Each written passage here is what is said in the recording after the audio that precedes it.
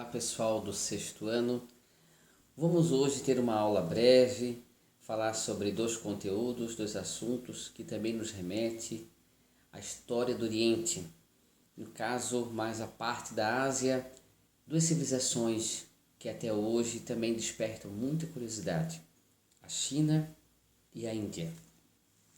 Bom, a China é uma civilização que surgiu a partir, do Rio Amarelo, uma civilização milenar que hoje, por exemplo, vemos muitos comentários, principalmente com relação a essa questão do coronavírus, do novo coronavírus, do Covid-19, muitos comentários relacionados também aos produtos, os produtos que vêm da China, que dominam o mercado de tecnologia, de utensílios, acessórios, enfim.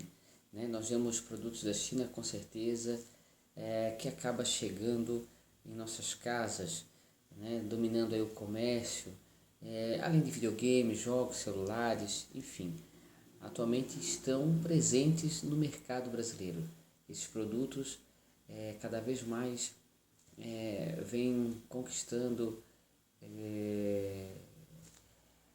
as diversas atividades comerciais, e nós compramos muitas coisas da China, e até a polêmica que nós vemos hoje com relação aos respiradores, relacionado ao tratamento do Covid-19.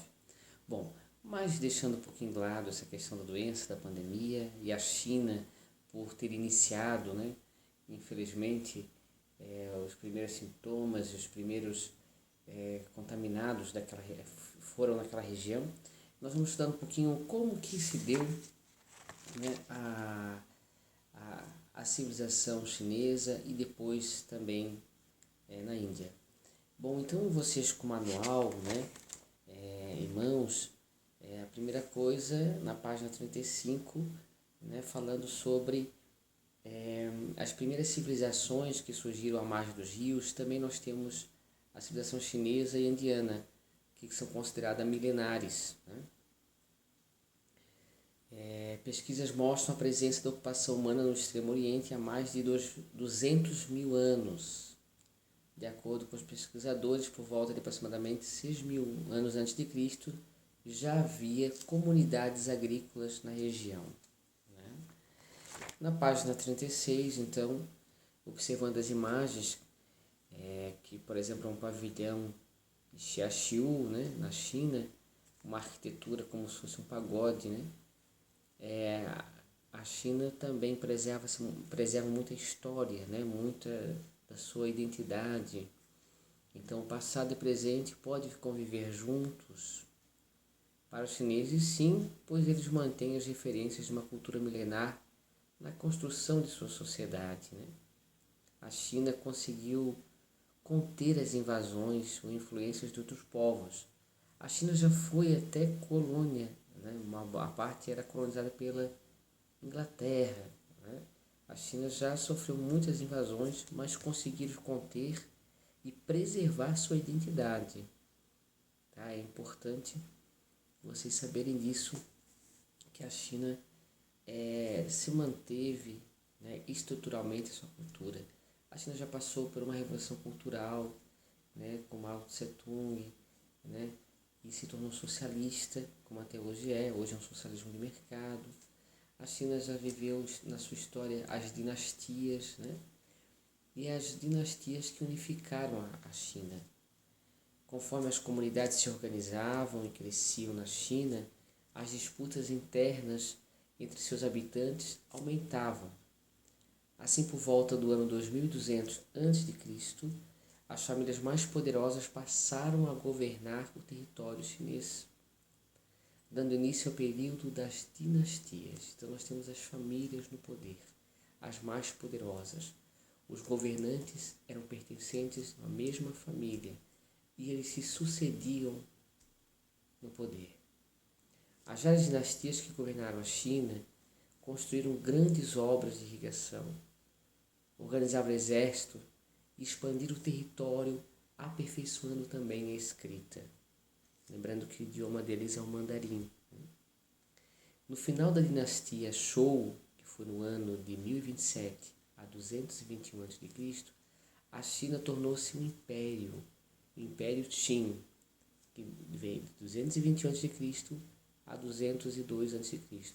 O primeiro imperador, Qin Shi Huangdi, foi o responsável pela unificação de territórios e pela criação de um conjunto de leis.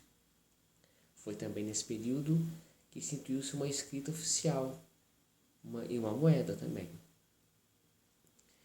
Em seu governo, iniciou a construção da Muralha da China, uma das maiores obras arquitetônicas, que também essa construção passou por diversas gestões de diversos imperadores. Isso para demarcar o território chinês e para defender também o território chinês, né? Um dos grandes achados arqueológicos da China foi uma coleção, vamos dizer assim, né? Um conjunto de exército de terracota, né? Quando o imperador Qin Shi Huangdi morreu em 210 a.C., foi enterrado junto com seu exército de terracota. Então, o terracota é uma espécie de argila cozida, né? Alguém, né, ou algumas pessoas, camponeses, artesãos, pessoas da classe popular, confeccionaram em terracota soldados chineses, né? Então, é um exército chinês, que diziam que eles seriam responsáveis em proteger o imperador após a sua morte, né? Os chineses acreditavam na continuidade da vida após a morte. Então, esse exército de terracota são mais de 7.000 esculturas de soldados, cavalos em tamanho original. Foram encontrados em 1974, né, por um agricultor lá na cidade de Xi'an. Mas a China, ela vai começar a abrir o seu mercado, a abrir suas fronteiras, né, para outros povos, para outras influências, a partir do ano 202 a.C., na dinastia Han, porque o comércio vai se diversificar, e através também da Rota da Seda, a China abre o seu território para o Ocidente. Através da Rota da Seda, muitos viajantes vão vir da Europa, outras partes da Ásia, e vão chegar na China para comercializar esse produto, né? Então, eram transportados, além da seda, que era um dos produtos importantes da China, também diversas mercadorias, como especiarias e mantimentos, né? Então, era uma civilização grandiosa, realmente. A China, em questão de religiosidade, né, desenvolveram o confucionismo e o taoísmo, né? São doutrinas criadas pelos filósofos chineses, né? Isso é muito importante porque a China tem muito apreço, né, às suas origens, à sua filosofia, e pouco nós sabemos sobre os chineses porque pouco estudamos sobre a cultura oriental, né? Da mesma forma, a Índia. A Índia é uma civilização fantástica que surgiu próximo então ao rio Ganges. O rio Ganges é um rio sagrado, né? A sociedade da Índia é formada por castas, são pessoas marcadas pelo nascimento, ou seja, existem vários grupos de pessoas, tem castas mais poderosas que outras. Então, lá na página 38 no livro, né, a Índia, também como uma das civilizações extraordinárias, né, um elemento muito importante da Índia Antiga, é marcado também pela religião, né, a religião do hinduísmo, e depois também a influência de uma religião que surge, que é o budismo, com Siddhartha Gautama, né? Então, a Índia tem a sua história milenar também. As pesquisas arqueológicas apontam, né, que no vale do rio Indo, na fronteira entre o Paquistão e a Índia, né, mostram que por volta de 2600 a.C. desenvolveu nessa região uma importante civilização que ficou conhecida como Arapiana. Essa civilização tinha um contato e praticava o comércio com também povos da Pérsia, da Mesopotâmia, né? E outros também da região da Índia. Depois de 1500 a.C., os povos árias, originários da Ásia Central, ocuparam o Vale Indo do rio Ganges e fundaram a civilização védica, que lançou as bases do hinduísmo. Tá?